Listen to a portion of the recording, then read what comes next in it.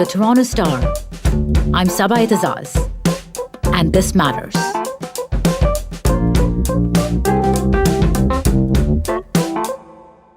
If you're a Torontonian, you've been a pedestrian at some time or the other, even if you drive. And you know from navigating these mean streets on bike or on foot that it's really rough out there. And too many times, it can turn deadly.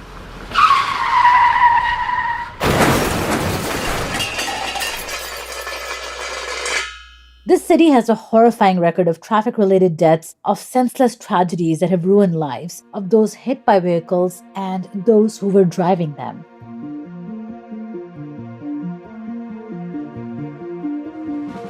Toronto is one of the major Canadian cities where collisions with pedestrians are at a dangerous high. It's now been nearly 5 years since the launch of Toronto's $123 million Vision Zero plan, which aimed to eliminate traffic deaths and serious injuries.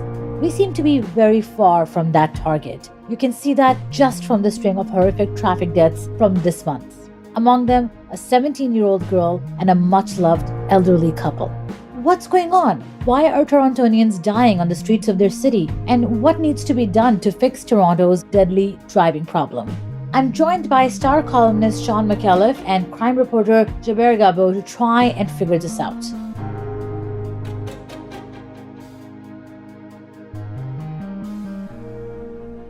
Hi, Shawn and Gilbert. Thanks so much for joining me on the podcast.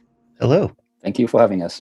Shawn, let me start with you. When I first came here, everyone kept talking to me about Toronto traffic and Toronto drivers and to be careful. And they said Toronto drivers are the worst, the most impatient, the most angry because there's constant gridlocks and construction. What do you think about that perception? Do you think that's fair? I mean, I think it's fair, but it's also typical of pretty much most North American cities. You know, our urban landscapes here are designed for the car, or at least since mid-century, 20th century, when the car sort of took over as the prime driver, no pun intended, of urban design. But I think in Toronto in particular, we've reached a critical mass of people. So there's just all kinds of people on the street, crossing all the time. And so the city being designed for cars, for speed, for getting people around the city fast in these big, giant metal things, there's just too many people on the street now to do that safely. So I think that's one of the reasons why we're seeing so many accidents, and it feels so unsafe because, you know, there's a lot of pedestrians and a lot of cyclists, whereas maybe 20 years ago, you know, the city was a little more open, but we have this critical mass of humanity on the street and it's coming in contact too often with the cars. Mm-hmm. Gilbert, do we know if things in other Canadian big cities are as bad as here in Toronto? Is there any data on that? I think Shawn makes a very good point when he mentions about Toronto reaching a critical mass of people. We really have a lot of population here, and I think it depends. If you go to other cities, you find the same problems. But in Canada, for instance, if you look at Montreal, you realize that they at least are doing some things better than we are in terms of trying to protect vulnerable road users. I was looking at the numbers about 2 days ago, and you realize, you know, whereas Toronto has an average of 50 road fatalities targeting pedestrians or cyclists, in Montreal, it's about 20, 18, and it's something like that. So you see that because of the infrastructure that they have invested in trying to ease on the burden that is on the streets, they're doing much better than we are. And I think a lot more needs to be done in Toronto to let people feel like they're safe when they go on the streets. Mm-hmm. So some cities are doing things differently. Gilbert, can you also paint us a little bit of a picture of what's been going on lately? Because October seems to have been a particularly deadly month with a string of tragic traffic deaths. There was a 17-year-old girl in Scarborough who was killed, and there was a well-loved senior couple at Parkside, I believe. So can you tell us a little bit about what's going on? And broadly, how does this compare to previous years? Has it gotten worse or is it the same? It's actually interesting you mentioned October, because when you look at the police numbers, they have a data set that's called KSI, killed or seriously injured. It goes back to 2006. So every year, October always sees the higher number of pedestrian deaths in Toronto since 2006. So it's really dangerous every year. In October, it's probably because of the change in climate, the weather. We're getting into the winter months and it's getting darker earlier, and people were used to outside being clear for a longer time. But October has always been dangerous in Toronto. In terms of the years, if you compare what we have this year, we already have, I think, 46 deaths on our streets, according to police data. And we haven't even arrived at the end of the year yet. If you compare that to last year we had 40, and it's probably because of the pandemic and a lot of months the city being in lockdown. So the numbers went down. But if you go back to the time when Toronto started the Vision Zero, which was 2015-16, the numbers have always been bad. 60, 50, 70. At some point we reached 78. I think it was 2016. 78 people died on our streets, which was really, really high. But it's always fluctuates, ups and downs, depending on whatever is happening. What I would say briefly is that I think people are getting more aware of these issues, probably because of the work that the Shawn Micallefs of this world are doing, letting people know that what is happening in our streets should not be happening, and let's try to do something. But the numbers have always been high. And these statistics are really interesting to me. Shawn, I'm going to bring you in. I also researched this a bit and talked to Gilbert. And the first 6 months of 2020 were apparently the safest for Toronto's pedestrians and cyclists in more than 10 years, according to the city's data. So basically, the only way pedestrians and cyclists were safe on the roads of their city was when everyone was kind of forced into lockdown and not really commuting anyway, and there wasn't much car usage. What does that say to you? Yeah, the roads are really safe when no one's on them. Yeah, remember those first months of the pandemic when everyone was told to stay indoors and we were in like full lockdown, shelter in place, that kind of thing. I would go for walks to sort of look at the city, partially because I was writing about it. And, going for 10-kilometer walks at night and barely passing another person, no children out because there were no schools, or school was, not in physical form. So yeah, it kind of makes sense. But at the same time, those early months when there was so few people, I found that the cars were really ripping down the streets because suddenly there was no traffic. One thing about like congestion and, when people complain that, oh, there's new apartments coming in and this new building going to pour traffic on the street, I'm like, please bring it. Because when there's lots of traffic, it kind of slows the drivers down as much as they get frustrated on the other end. But yeah, the streets were empty. So they were a bit like drag strips, but there were no humans around to knock over. That's a very dark way to look at it, but that seems to be the case. Shawn, well, Gilbert is talking about numbers this month, 46 this year, and it's not even the end of the year yet. And this month alone, there were so many tragic deaths. And among them, there was this senior couple, Valdemar and Fatima, who were killed in a collision at Parkside Drive. And I believe you were at that vigil. And I was reading your piece, and it seems like you started a kind of vigil of your own after that. Tell me a little bit about the radar gun and what you were doing.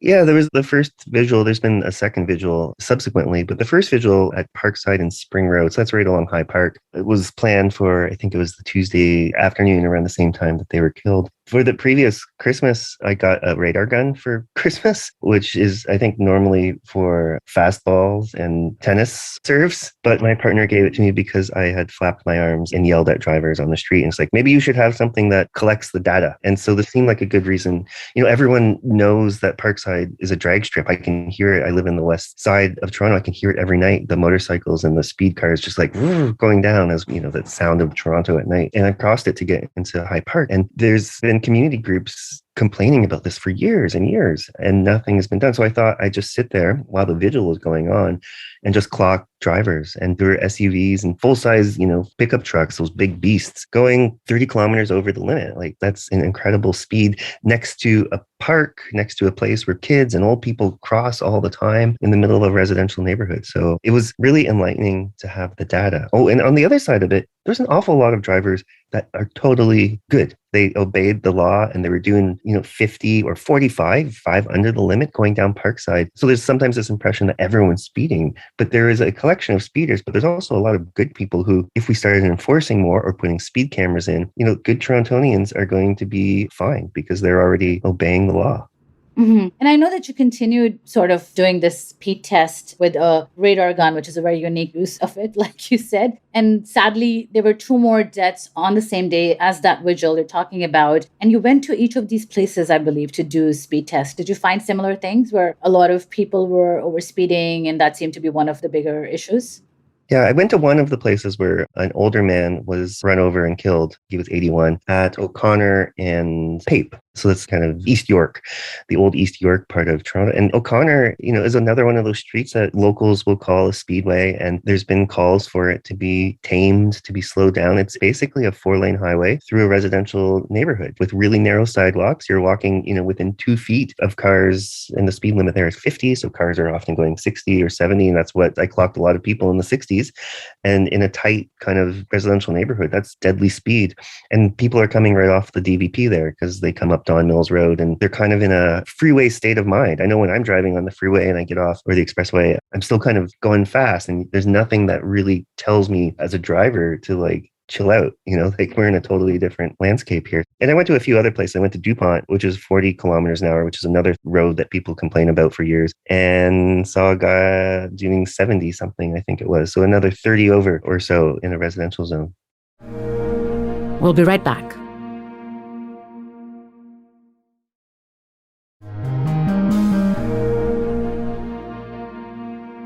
Gilbert, what about the city regulations? Are there speed limits and classifications for these roads and streets, and they're not being followed, or they're just not being implemented? What's going on? Because I know we talked about Toronto's Vision Zero, which you said started around 2015, 2016. Was this a part of it? Can you just tell us a little bit more about that and whether the stuff is included in it and why it's not really being implemented?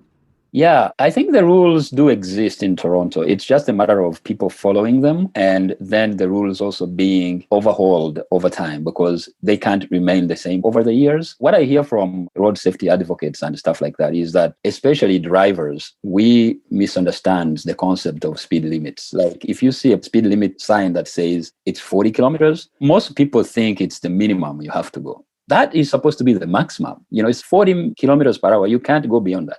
But everybody thinks, okay, if it's 40, I'm going to go 50. I'm going to go 55 and I'll be fine. If it's 60, then I'm going 80. But that is supposed to be the maximum, not the minimum. And that's a misunderstanding that most drivers have. And the other thing that I hear a lot of people talk about is that we design our roads without having people in mind. Shawn mentioned that earlier. So residential neighborhoods in Toronto, there has been a debate at City Hall for a long time about reducing the speed limits. Keep them at 30 and let people just drive at 30. And if you go over 30, you get a ticket. Now, if it's residential, especially in the suburbs of Toronto, like Scarborough, Etobicoke, you still have roads that are open, 4-lane streets, like the Birchmount Street where the 17-year-old was killed recently. It's a 4-lane street in the middle of residential neighborhood, and it has a 50 kilometer per hour. If you bring it down to 40 or to 30, and then you add traffic calming measures like speed bumps, like raised pedestrian crossings, or traffic circles, they are very popular in Europe, where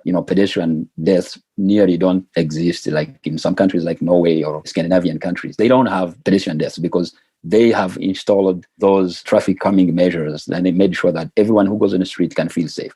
And they design roads having people in mind, not having cars in mind, which is a difference that we have in Toronto because most streets are still designed in a way that allows drivers to feel safer rather than pedestrians and cyclists to feel safer. The last point I would mention that I heard very recently from people who observe the street safety is that most people who drive, especially luxury cars, feel some sense of entitlement to themselves. Like there's a feeling that I'm driving this expensive car, I'm paying a lot of money for its insurance. You guys don't pay anything. You might as well get out of my way and let me go. And that's why you will always hear people tell you stories of a BMW driver. This is just a car that I'm mentioning off the top of my mind, but it could be anything. Yelling at a cyclist, get a job. It's not as if a cyclist doesn't have a job. It's just because they feel, because he's on a bicycle, he's a low life kind of person. So there's that feeling that, the vulnerable road users feel that the car drivers have, which needs to change. So if you need to change that, I think, from what I hear from road safety advocates, you can't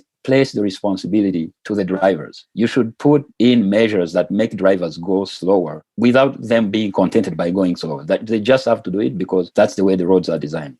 It might take time, it might take a lot of energy, it might take a lot of convincing, but it's ultimately the goal. It's ultimately the way to go if you want to make people feel safe. That's a very good equity issue that you brought up as well. And Shawn, I want to bring this up with you. How much of this is also a lack of political will? Because you guys are talking about infrastructure, the need for more devices, more measures. But at the same time, Gilbert is talking about the debate is still ongoing on speed limits at City Hall. What do you make of that? Yeah, like the conversation in Toronto and other North American cities is the war on the car. There's actually a good podcast called War on the Car, which kind of explores this all the time. And there'll be drivers who are very loud and their supporters and, radio talk show hosts and writers who are any measure to slow cars down will be seen as, making a war on the car. But that's really, I think, bad framing, obviously, because it makes it so oppositional. Everyone is a pedestrian at some point. Everyone gets out of that BMW and they have to walk somewhere, or their kids have to walk somewhere, even if it's from the parking lot to the front door. So I think there's a lot of common ground that could be found when you get beyond that. But in that kind of public conversation, the kind of anti-forces, I guess we could call them, are very loud and some often politically listened to because they do have a lot of entitlement because they spent a lot of money on these cars and that sort of thing. But what I'm finding, the more I write about this, is all over the city, and it's not just downtown. Whenever there's, one of these terrible incidents that happen, residents will say, we've been asking for years for this, and it really kind of resonates across. So sometimes I think it feels like it's skewed to more people, just wanting to drive fast and resisting relatively simple things that other jurisdictions, like Gilbert was saying, and Scandinavia do to save lives. Like, we're talking about lives, right? And so at some point, this conversation has to come down to, are you okay with this X amount of people dying on the streets because you don't want to do something, or is it unacceptable? Which is why I wanted to talk to you about Vision Zero, which was basically this $120+ million plan, which aimed to completely eliminate traffic deaths and serious injuries. And I think the city didn't even come close to that target even last year, when there was actually an unprecedented decline in car usage and therefore these tragedies. What do you think, Shawn? Is the plan not working?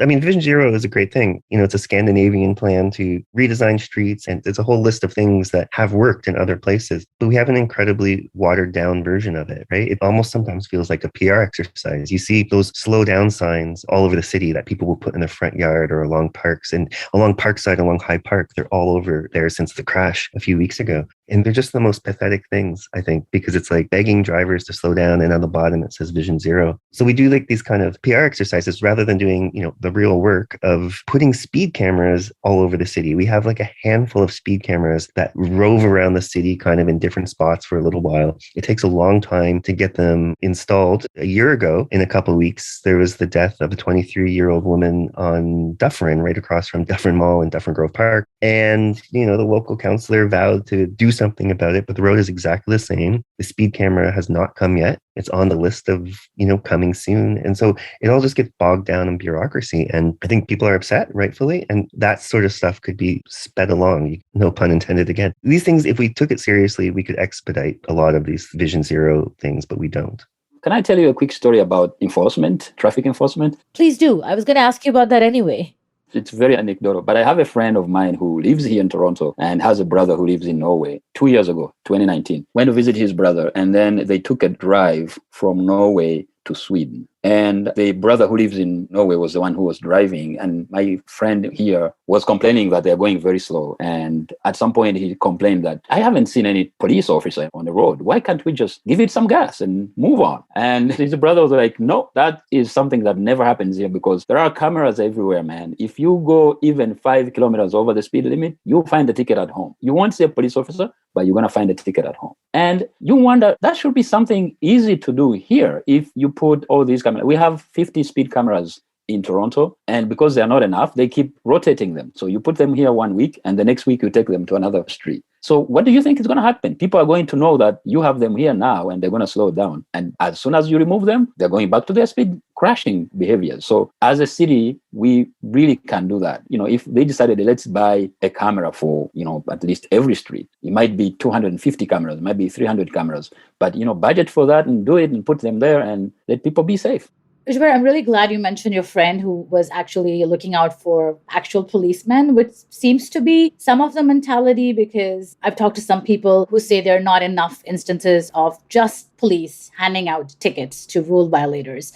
And if people saw enough of that, like your friend, they might see it as a deterrent. Do you agree with that? I'm going to ask both of you.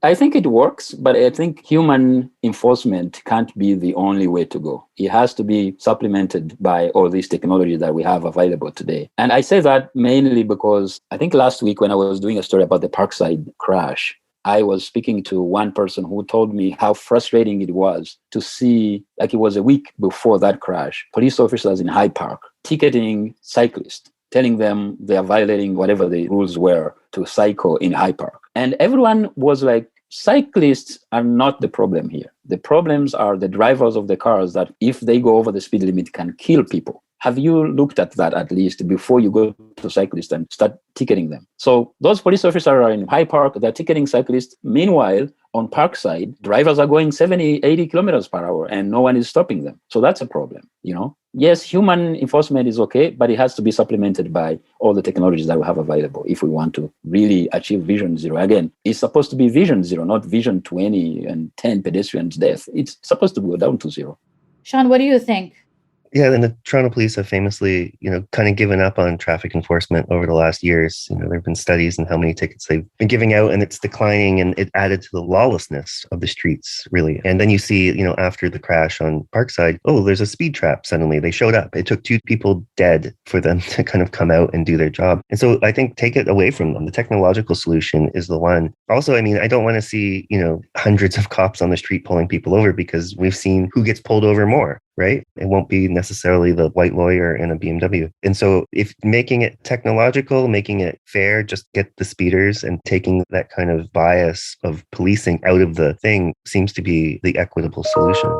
I had so many more questions. This is such an important topic and one that all of us feel rather strongly about, but we've run out of time. But thank you so much for your insights, and hopefully we can have both of you on again and do a follow-up episode on this as well. Thanks, Gilbert and Shawn.